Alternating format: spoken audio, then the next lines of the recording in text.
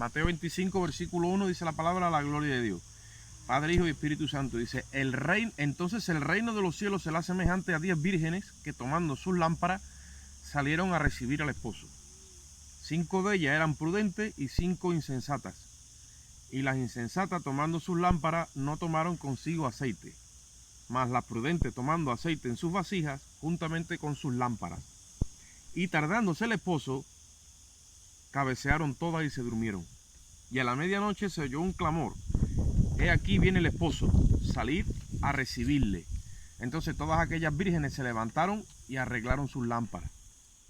Y las insensatas dijeron a las prudentes: danos de vuestro aceite, porque nuestras lámparas se apagan. Mas las prudentes respondieron diciendo: para que no nos falte a nosotras y a vosotras, id más bien a los que venden y comprad para vosotras mismas. Pero mientras ellas iban a comprar, vino el esposo, y las que estaban preparadas entraron con él a las bodas, y se cerró la puerta.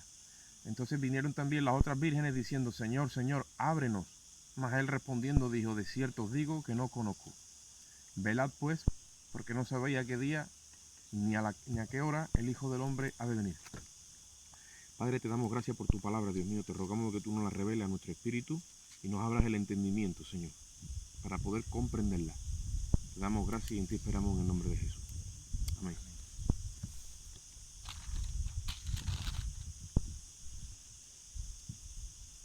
Mira, si yo hago muchas cosas o pretendo hacer muchas cosas en el Señor o para el Señor o en lo de Dios o en la iglesia o en el Evangelio, pero si las hago sin ciencia no tiene valor. Tanto una cosa como la otra es necesaria. Es necesaria la fuerza, la entrega, la voluntad, el ímpetu, pero tengo que tener, ¿no? Si no trabajas con ciencia, si no entiendes lo que estás haciendo, lo que estás edificando, entonces le dice el oficial peón: tráeme ladrillo. Llega un carro de ladrillo, ¡oh!, y se lo tira ahí en medio. Y yo: tráeme ladrillo, pero pónmelo aquí en línea, mira la cuerda, acomódamelo, que yo voy a ir pasando, los voy a ir cogiendo. Cuando venga otra vez, tráeme mezcla. ¡Oh! Yo, mucha fuerza, mucha entrega, pero como no trabajemos aquí los pies, vamos a salir de aquí discutiendo, ¿eh? Hay que tener ciencia. ¿Qué pasa? Si Dios no trabaja con nuestro entendimiento, ¿cómo vamos a comprender la obra de Dios? ¿Cuándo nosotros almacenamos conocimiento? Cuando entendemos, cuando comprendemos. Si no, lo que tengo es información, que es lo que se está moviendo hoy en día. Mete la gente en Google, en Internet, información para acá, información para allá, pero tú estás procesando todo eso que tú estás hablando, ¿lo estás asimilando en tu espíritu o lo estás repitiendo como un papagayo? Como tú no entiendas en el espíritu, tú no recibes ciencia. La palabra ciencia es conocimiento. Acordaros que el profeta siempre se dice esto: el pueblo pereció, ¿por qué? Porque le faltó conocimiento. ¿Conocimiento de qué? De lo que Dios estaba haciendo.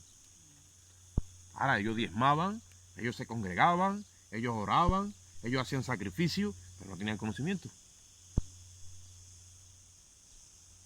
Cógete tú un lugar lleno de creyentes y cuando salgan fuera, como decía Jeremías, mejorad vuestras obras. ¿Por qué? Porque está otro tiempo diciendo: templo de Jehová esto, y tenéis puesta la mira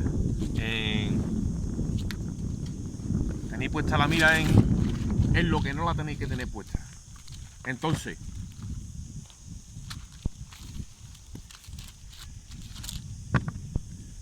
¿qué es lo que pasa con las 5 vírgenes prudentes y las 5 insensatas? ¿En qué estriba? Porque al final lo que dice es prudencia o imprudencia, sensatez o insensatez, sabiduría o necedad. Ahí tenemos que meter la espada. ¿En qué estriba? El que una persona conozca o entienda y otra que no conozca y que no entienda. Ahí lo dice. Por eso es que dice que las prudentes tomaron consigo aceite, pero ¿dónde? En sus vasijas. Y las imprudentes no. Entonces tenemos que hablar de las lámparas, tenemos que hablar del aceite, tenemos que hablar de lo que es la virgen, tenemos que hablar de lo que es una vasija, tenemos que hablar de lo que es alumbrar, el comprar. ¿Por qué? Porque como he dicho antes, se está hablando de que las imprudentes que es que no tienen el espíritu. Bueno, pues Dios te da el espíritu. Dice la Biblia: lámpara de Jehová es el espíritu del hombre. Cuando una persona viene a Cristo, ¿cómo Dios lo sella? Lo sella con el Espíritu, ya tiene la lámpara y el tipo de la salvación. Otra cosa es que esa lámpara alumbre cuando tiene aceite. O porque una bombilla está apagada quiere decir que está mala. No, la bombilla está buena, pero si no le damos el interruptor, pues se pegará toda la vida ahí. ¿No? Ahora salió en las noticias la bombilla más vieja de toda España, que está en un parque de bomberos. Se inauguró hace 117 años, dice que le dieron a la luz y jamás, nunca la ha apagado nadie. Ha estado 117 años alumbrando. Y yo cuando me enteré de aquello digo, bueno, gloria a Dios, esa hubiera sido la misión de la iglesia, alumbrar y que nunca nadie lo hubiera llevado a la oscuridad ni a la confusión. La bombilla más vieja de toda España. Aguantando reportajes ahí a todo lo que da. Ah, pero ¿está aquí en España? Sí. En un parque de bomberos. Ya los demás fabricantes no han cogido nota, no podemos hacer bombillas de esa índole. ¿Por qué? Porque nuestro negocio no está en el buen rendimiento, está que durando. Eso es así, porque estamos en la industria y en el mundo del consumismo y el materialismo. Las industrias farmacéuticas sacan un comunicado y dicen, señores, que ustedes sepan de que nuestro negocio es la enfermedad, no es la salud. No esperar que os sanemos. Por eso tú vas a la farmacia hoy y te compras un medicamento y te arregla una cosa y te avería 20. Antes de tomar la medicina natural, en vez de en una semana estar sano, tardaba 3 semanas, pero ya había sanidad total. Lo que pasa es que te costaba 2 pesetas. Hoy te cuesta 30 euros. Y ese es el negocio. ¿Qué pasa? Que ese tipo de pensamiento y de mentalidad se mete en la iglesia.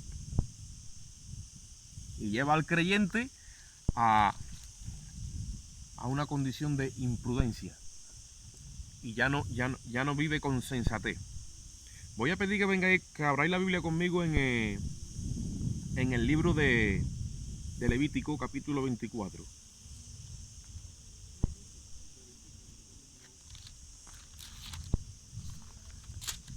Levítico 24. Esto que vamos a hablar es ley, claro está. La ley que Dios puso para el alumbramiento del templo. Allí no había bombilla, allí había lámpara. Pero todo lo que se movía en el templo tenía una ley. Levítico 24:1. Dice, habló Jehová a Moisés diciendo, manda a los hijos de Israel que traigan para el alumbrado aceite puro de olivas machacadas, para hacer arder las lámparas continuamente. Fuera del velo del testimonio en el tabernáculo de reunión las dispondrá Aarón desde la tarde hasta la mañana delante de Jehová, es estatuto perpetuo para vuestras generaciones. Sobre el candelero limpio pondrá siempre en orden las lámparas delante de Jehová. Ahora, cuando dice manda a los hijos de Israel que traigan para el alumbrado aceite puro de olivas machacadas, ¿a qué se está refiriendo? Que no podía coger cualquier aceite. Tenía que coger un aceite que fuera puro. ¿De qué? De olivas machacadas. Entonces, cuando Jesús está hablando en la parábola de las 10 vírgenes del alumbrado de nuestras lámparas y del aceite, que es lo mismo, que es aceite para el alumbrado. ¿Qué es lo que hace Dios cuando trata contigo? Te alumbra. ¿A dónde? Aquí.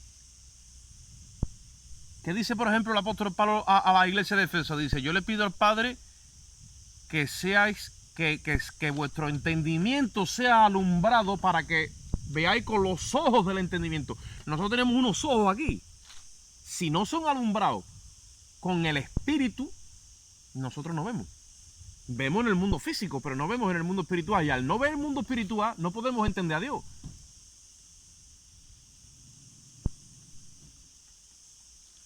Es difícil que un ciego pueda asimilar lo que tú le cuentas si no ve. Ahora, si ve, pues entonces evidentemente ya no está ciego. Aunque los ciegos por naturaleza tienen mucha capacidad. Pero Dios no, ese no es el diseño de Dios. El diseño de Dios es que Él nos quiere hacer ver con los ojos del entendimiento. Para eso hay que nacer de nuevo. Está claro que Dios te da el espíritu. Cuando llega el espíritu a tu vida, tú ves con unos ojos espirituales que están en tu entendimiento. No todos están viendo con los ojos del Espíritu. Dice Romanos 12:1, yo ruego por la misericordia de Dios, dice el apóstol, que ofrezcáis vuestros cuerpos en sacrificio vivo. ¿Para qué? Dice, para que podáis comprobar cuál es la agradable, buena y perfecta voluntad de Dios. Tenéis que renovaros en el espíritu de vuestra mente. Aquí está el espíritu. Muchos dicen, ¿el espíritu está aquí? No, el espíritu está aquí. ¿El corazón está aquí? No, el corazón está aquí. Nuestro espíritu y nuestro corazón espiritual que hemos recibido nuevo está aquí. Ahí lo tenemos. Y ahí ha venido ¿qué?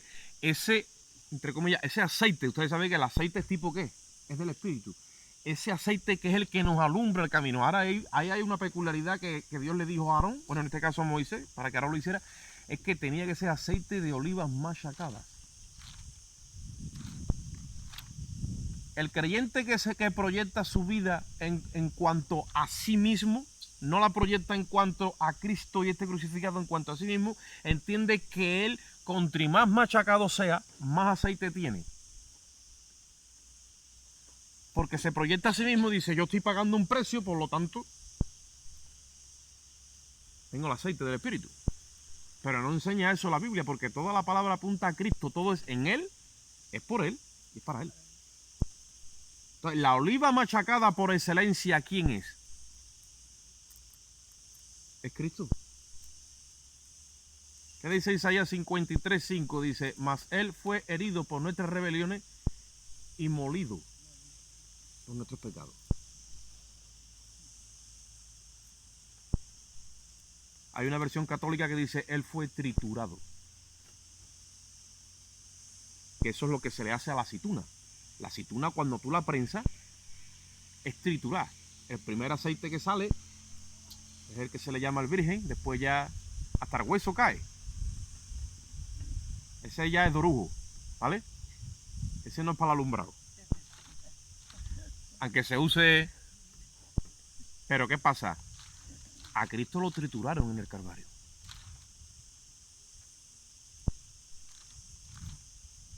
Por eso es que nosotros solamente podemos confiar en un solo espíritu y no en nuestro. Aunque lámpara de Jehová sea el espíritu del hombre,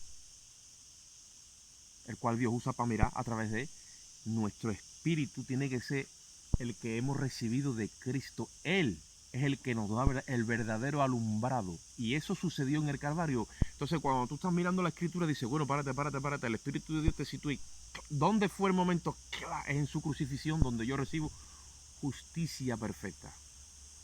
Esa justicia perfecta es la que a ti te suministra el Espíritu para el alumbrado. Como tú no creas que Cristo te ha justificado de una forma perfecta y te alumbrará los ojos con ese sacrificio siempre, entonces que tu vida no agarra la estabilidad que quiere y siempre está en una imprudencia.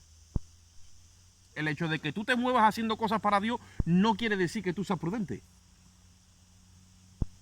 Puede ser que esté haciendo muchas cosas para Dios, como le pasaba a Marta, y Dios le tuvo que decir, Marta, estás afanada. Y sin embargo, ahí estaba su hermana, que no estaba haciendo absolutamente nada en lo secular o en la obra de Dios, pero dice que se tiraba a los pies de Jesús y oía su palabra. Y le dice Jesús a Marta, solo una cosa es necesaria. Y tú te crees que aquí es todo necesario, pero no, una nada más. Y le dijo, y ella ha escogido la buena parte. Y dijo más, dijo, y no la va a ser quitada, ¿eh? Esta está mirando lo que tiene que mirar. Oía su palabra. ¿Cómo viene la fe? Por el oír. Por el oír al Espíritu. Cuando te ministra la verdad por las Escrituras. Pero no todos están escuchando al Espíritu. Porque cuando el Espíritu de Cristo te ministra a ti, te alumbra el entendimiento. Pero cuando no es el Espíritu de Cristo el que te ministra a ti, no te alumbra el entendimiento, sino que te dice, tú tienes que hacer, tú tienes que ir, tú tienes que venir, y te atiborra de obras y de responsabilidades que no te llevan al descanso. Es más, tú no sientes esa paz de la justificación. Tú no sientes ese reposo de la labor que Cristo ha hecho por ti. No lo sientes. Y mi pregunta es, cuando tú escuchas esa administración o cuando el Espíritu según te ministra eso, es el aceite puro de olivas machacadas. Cuando el Espíritu te habla, te lo habla todo en base a Cristo. Todo lo que el Espíritu te da a ti es en base a Cristo. ¿Por qué? Porque el Espíritu está edificando en tu vida. Tú eres propiedad de Dios. Y Cristo hizo la obra y el Espíritu la edifica. Cristo echó el cimiento con su sacrificio en la cruz y el Espíritu es el que ahora pone todos los ladrillos y todo lo que le hace falta a la casa. Por lo tanto, tú y yo no tenemos parte ninguna en esa obra. Nuestra voluntad es lo único que tiene que estar rendido, pero la obra, ¿quién la hace? La hace el Espíritu. Y el no dejar que el Espíritu haga la obra se traduce en imprudencia. Creyéndonos nosotros que somos más prudentes que el mismo Dios en cuanto a lo que es edificación del alma. Jesucristo dijo, yo edificaré mi iglesia. No dijo, bueno, yo os dejo el cimiento y buscaron la vida de ustedes. No. Dijo, yo os enviaré al Espíritu, no os voy a dejar huérfanos. Y Él os hará saber todo lo que ha de venir. Os enseñará todo lo que yo os he dicho. Os recordará todo. Entonces, ¿quién es el que hace la obra? Es el Espíritu. Es el Espíritu. ¿Por qué? Porque el Espíritu trabaja en base a la oliva que ha sido machacada, que es la que trae justicia perfecta.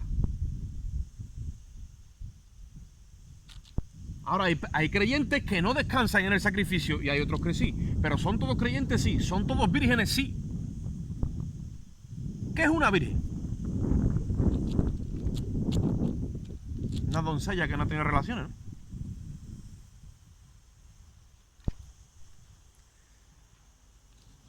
¿Usted habéis visto que ahí dice que cuando se oye una voz dice que viene el esposo? No dice que viene el novio. Mucha gente no se quiere meter en eso porque la iglesia de Jesucristo se le ha dado legalmente la autoridad, o sea, se le ha concedido de que ya tiene intimidad con el esposo. En Israel no era, en Israel cuando dos jóvenes se comprometían, lo hacían delante lo hacían legalmente delante de lo que era el sacerdocio y la comunidad entera, con sus padres y todo. Se pedían, ¿no? Se dice el pedimento, ¿no? Se pedían, y ustedes saben cómo se llamaba esa ceremonia, se llama los desposorios. Pero cuando se salía de los desposorios, se decía que fulanito y menganita eran marido y mujer. Lo que faltaba era la consumación, ¿vale? Ahora él se iba.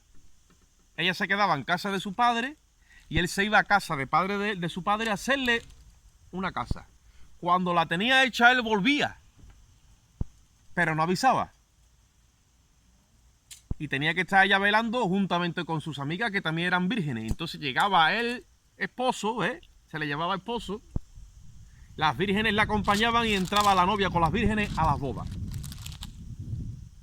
¿Qué tipo de lo que Jesús enseñó a través de Israel que va a hacer con la iglesia? Él dijo, yo en la casa de mi padre muchas moradas voy. Ay, si no fuera así yo os lo hubiera dicho. Entonces voy, dice, y vengo otra vez a tomaros. Viene de forma sorpresiva. Si llegaba el esposo se celebraba entonces la ceremonia que se le llamaba el pañuelo. Si había indecencia, no era virgen. Si había indecencia, la podía estar rechazada y todo, había fornicación. No. Si el pañuelo daba las señales de que se había guardado, entonces había ceremonia. Pero legalmente te la podía rechazar, ¿por qué? Por causa del pañuelo.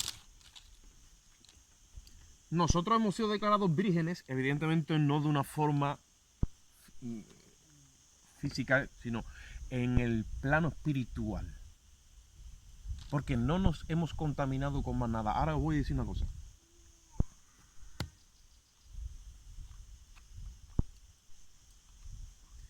Si tú has creído que Cristo perdonó tus pecados, de verdad, ¿por qué todavía peleas en tu mente con el pecado? Si tú has creído que Cristo ha provisto para ti todo lo que tú necesitas, ¿por qué tu conciencia todavía tiene obras muertas y retenidas? ¿Hay legalidad en ese contrato del pacto de la gracia en tu fe? o tu fe se ha leudado y se ha enfermado. Es la fe de muchos la que se ha enfermado y han creído que Dios no los va a recibir en el pacto de la gracia.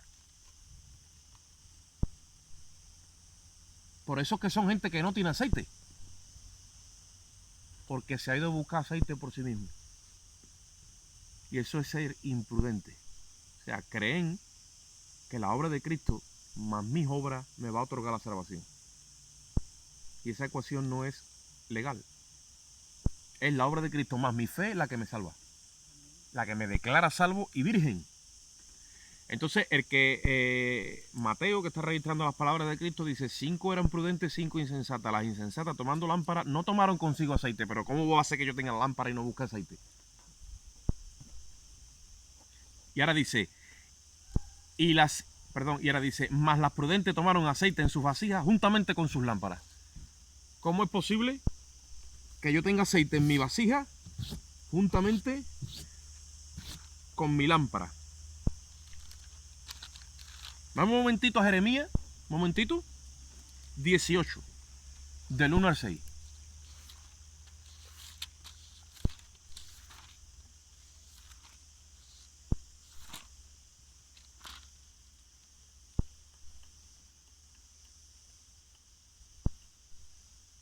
¿Estamos allí?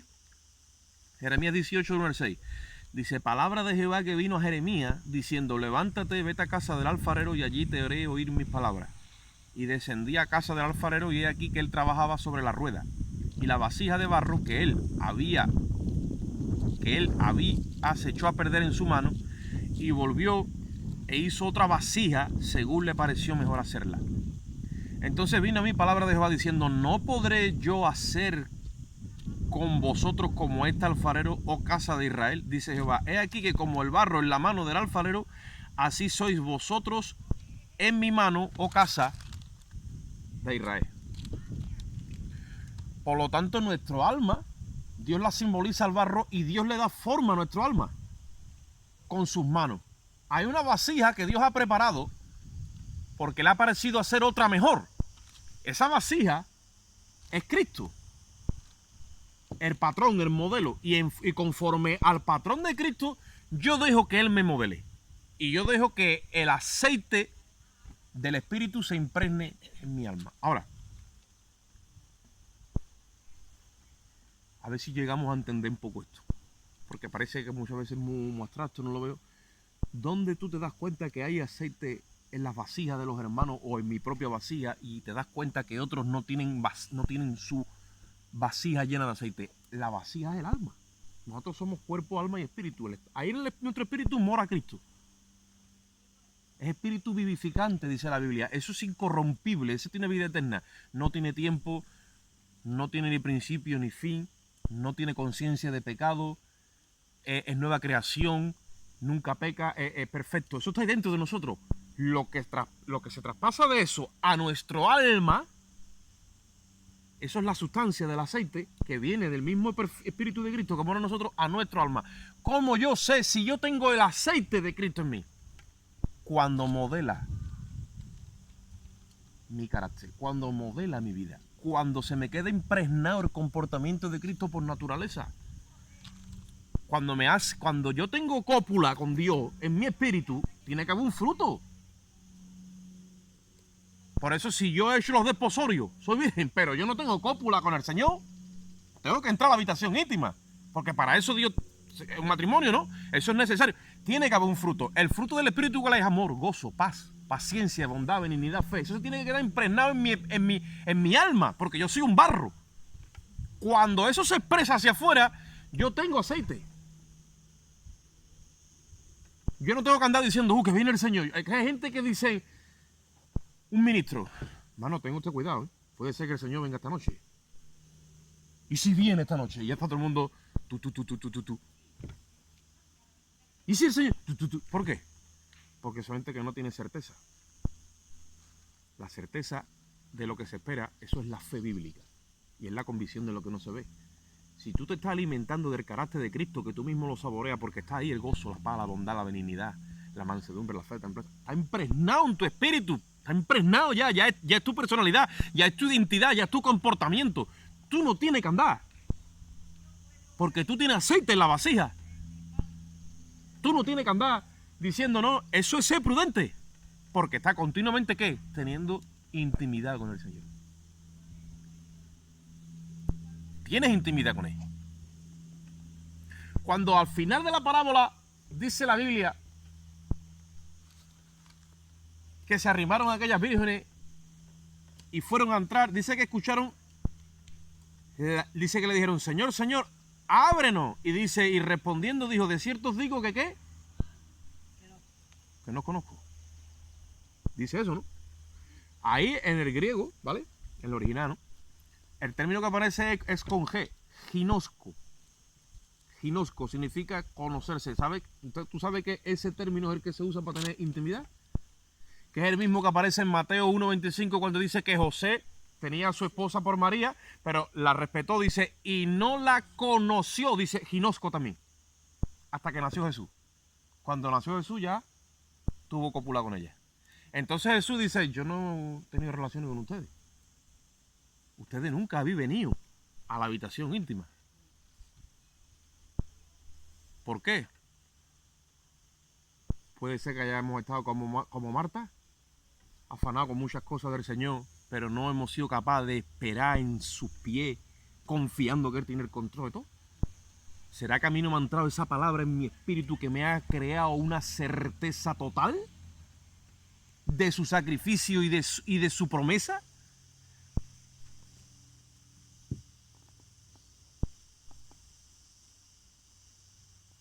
Es que hay creyentes hoy día que saben los días que se tienen que congregar, saben un montón de cosas que son de religión y esto y lo otro. Tú los ves ahí fino por fuera. Y tú le dices, ¿tú sabes esperar en el Señor?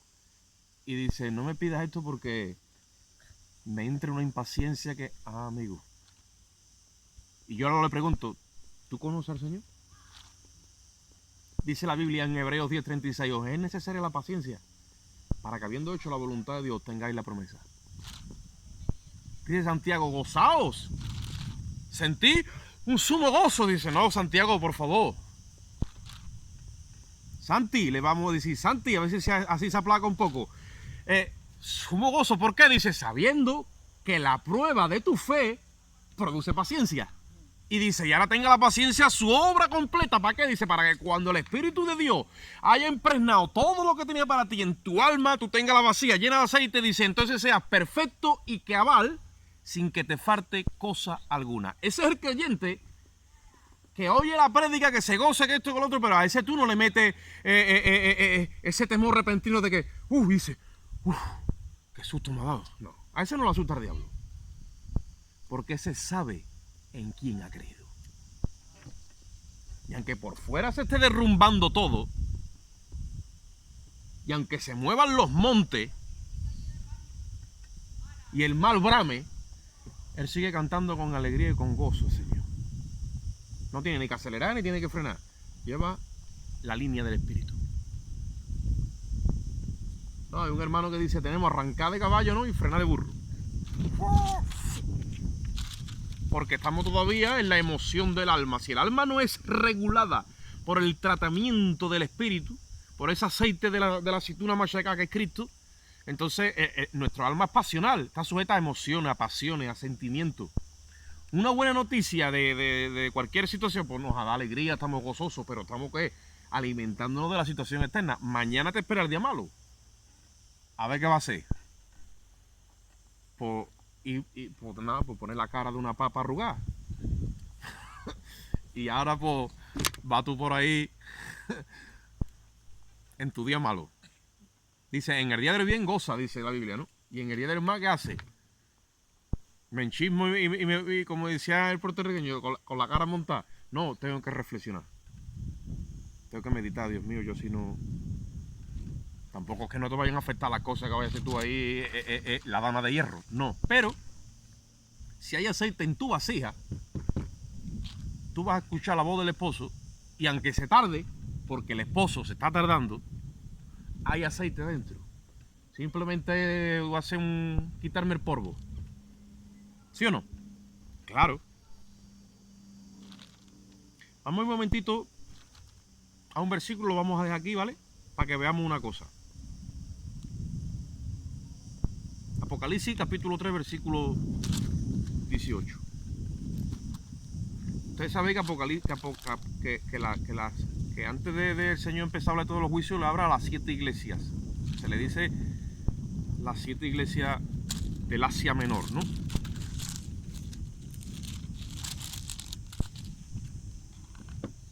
Apocalipsis capítulo 3, voy a leer el 14 mejor, ¿vale? Es la iglesia de la Odisea. No, 3:14. Apocalipsis 3:14. Esta es la última iglesia que el Señor le da el mensaje al apóstol Juan para que se lo envíe. Mira lo que dice. Y escribía al ángel de la iglesia en la Odisea: he aquí el amén, el testigo fiel y verdadero, el principio de la creación de Dios, dice esto: yo conozco tus obras, que ni eres frío ni eres caliente. Ojalá fuese frío o caliente. Pero por cuanto eres tibio y no frío ni caliente, te vomitaré de mi boca. Porque tú dices: yo soy rico y me he enriquecido y de ninguna cosa tengo necesidad, y no sabes que tú eres un desventurado, miserable, pobre, ciego y desnudo. Esa condición que Jesús acaba de decirle ahí al pastor o al líder de la iglesia de la Odisea es la misma condición que una virgen imprudente, que piensa que es rica o que no le hace falta de nada, que de ninguna cosa tiene necesidad, y el caso es que es todo lo contrario. Por eso se forma la tibieza. Y dice el Señor: eres desnudo, miserable, pobre, ciego y desventurado. ¿Por qué? Porque sus obras lo han confundido. Y no ha considerado que Isaías dijo que vuestras mejores justicias o las obras de justicia son como trapo de inmundicia. No ha confiado en la obra del Calvario. ¿Qué pasa? Que Dios le da un tratamiento.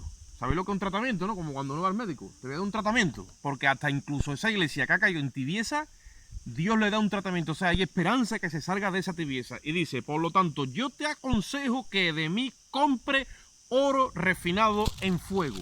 ¿Qué le dicen las insensatas a las sensatas? Danos de vuestro aceite. Dice: no, y más bien a los que venden y comprad. Oro refinado en fuego.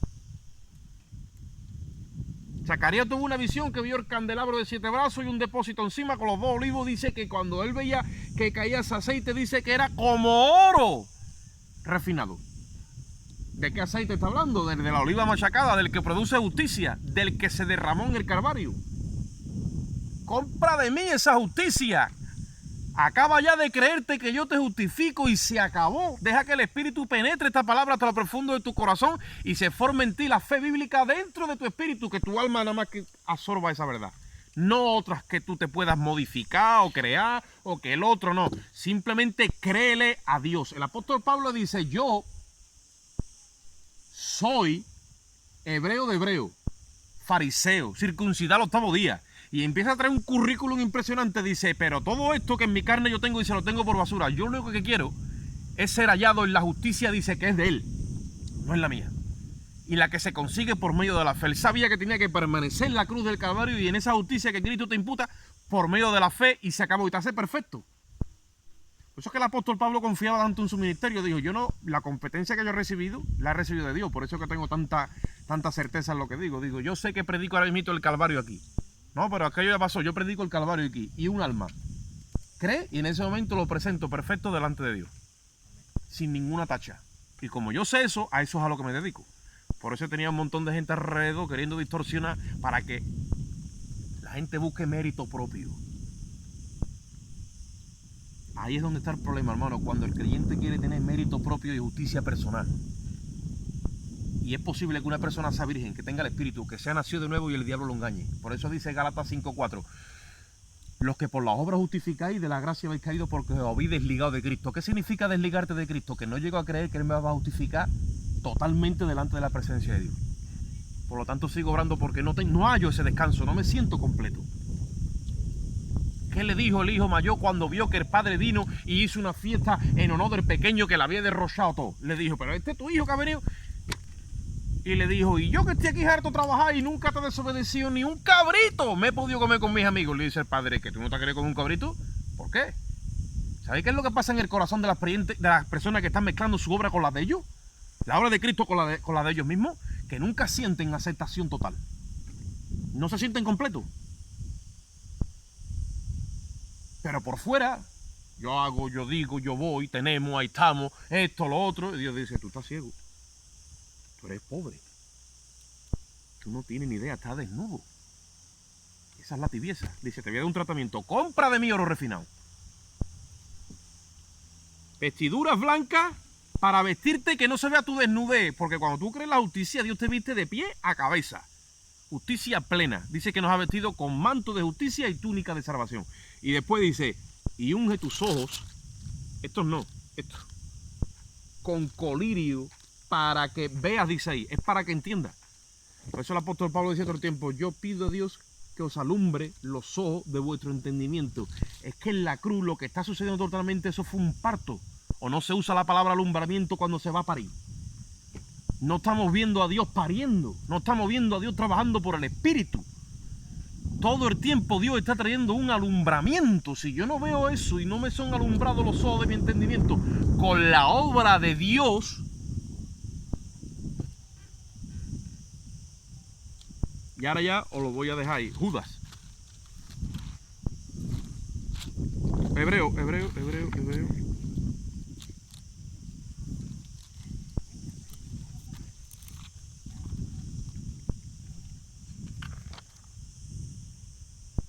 Hebreo 11.5 y Judas 1.14. Simplemente eso. Mira. Hebreo 11.5. ¿Ustedes saben quién fue Enoc? Enoc acabado en C, porque después también tuvo Enos, ¿vale? Enoc. Dice, Hebreo 11.5 dice, por la fe Enoc fue traspuesto para no ver muerte. Dice ahí. Y no fue hallado porque lo traspuso Dios y antes de que fuese traspuesto tuvo testimonio de haber agradado a Dios. Ahora mira lo que dice Judas de este Enoc también. Judas 1.14. Bueno, el único capítulo que tiene Judas.